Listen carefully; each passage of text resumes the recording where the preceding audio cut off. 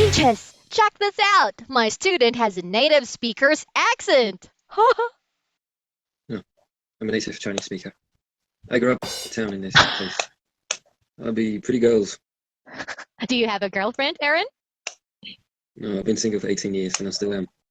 I know what you're thinking, teacher. So, if the student already has a native speaker's accent, why does he still have classes with Akitsak? I actually have the same question at first, but if you really come to think of it, English communication involves lots of skills: reading, writing, comprehension, listening skills, grammar, vocabulary, fluency. So many skills involved when it comes to communicating in English. And the reason why these students sign up for your classes is because they want to learn something that they don't get from videos that are available online. They want to have opportunities to speak in English. So, if you'd like to know how to better teach students who have, advanced, intermediate to advanced proficiency in English or knowledge of English, well, this video is for you. Please continue watching. And before we get started, don't forget to check out the description box. If you want to be an ESL teacher here in Akitsak, you got to click that link to apply, and you got to check out my playlist, the Akitsak New Teacher's Guide playlist, to get you prepared in your journey to being an ESL teacher. So let's get started. Tip number 1. Don't be intimidated. Intimidation is something that we feel when we're somehow threatened by the English proficiency of our students. And the thing is, you gotta fake it till you make it. Even though you feel intimidated, you feel scared, you feel that you lack knowledge of English or your accent isn't that good and your student's accent is better than yours, fake it. You have to fake confidence. Try to smile, be courteous, and don't make them feel as if you are scared. You have to make sure that your posture looks like a professional. Don't slouch. You should also have, hand gestures when you're explaining to the student. Look at the camera when you're speaking with them, and as well as try to smile when you're talking. Show them passion when you're teaching them.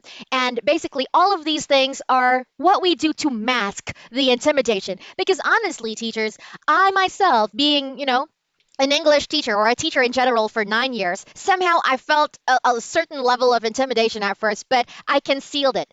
And faking it till you make it is an essential skill to as ESL teachers when we are faced with students who have, advanced proficiency in English, or students who are older than us, students who are difficult, students who are demanding, students who have high expectations. Faking it till you make it will be really helpful. Tip number 2. Follow the 70-30 student talk time. When you're dealing with students who have advanced proficiency in English, you have to make sure that 30% of the talk time comes from the teacher and 70% of the time comes from the student. Once again, teachers, the reason why these people sign up for your classes is because they want opportunities to talk. They want to experience the things that they do not get to experience when they are watching English tutorials or how to learn English online. When they're watching these videos that are readily available online, they want to make sure that the experience with you is totally different. And the only way that you'd give them a different experience is if you would allow them to talk. So, this is the part where you must be able to ask open-ended questions. Avoid close-ended questions, questions answerable by, one words or yes or no. You have to allow them to explain. You have to allow them to express their thoughts in English. And if you would like to increase student talk time, have them read the instructions on the screen. Have them describe what they see on the screen. If your PowerPoint, let's say, shows a picture of a girl crying, let's say in the arms of a man, you could ask the student, what do you see in the picture? Could you describe what you see? Things like those open-ended questions, describing what they see, reading the instructions, these are all things that you could do to increase the student talk time. Tip number 3, focus on other communication skills.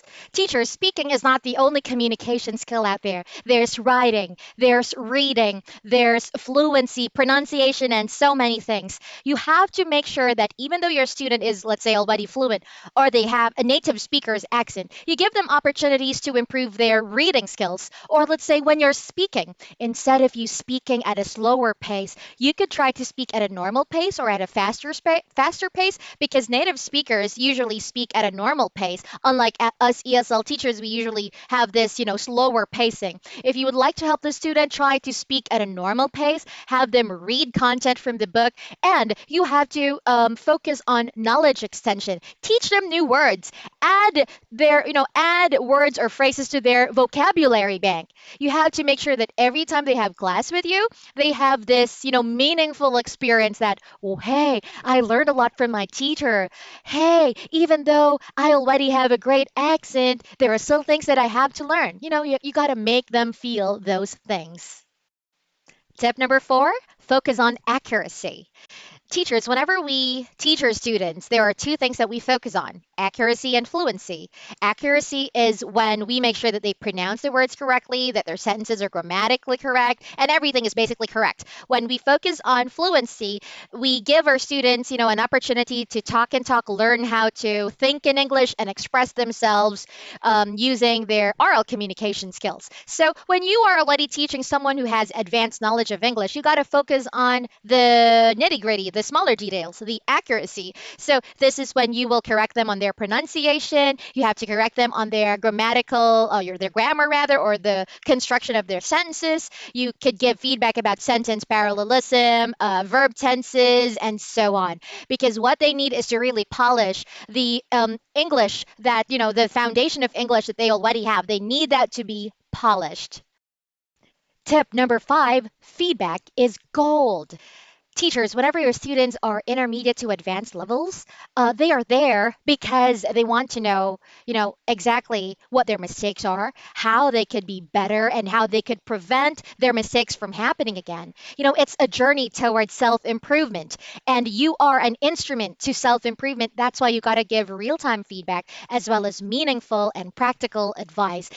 That after every class with you, they're going to be thinking, wow, I learned a lot from my teacher, and I'm going to do this because my teacher told me that if I do this, I'd be way better than I am today. They want to be able to master the English language, and you better help them, teacher. And finally, tip number 6, always be prepared. Even though majority of your students are children, and yes, they are easier to teach, you got to be prepared for the challenging students, the advanced students, students who are older than you, demanding, intimidating students, students who complain a lot. And the only way that you will be prepared is if you study. Yes, teacher, even though you've been doing this for like a decade, or you are an education graduate and you know that you are a good teacher, you still have to review the grammar rules. You have to polish your pronunciation. You have to review the self study courses. And you yourself must exert effort in improving your proficiency and understanding of the English language so that you are always ready to deal with these kinds of students.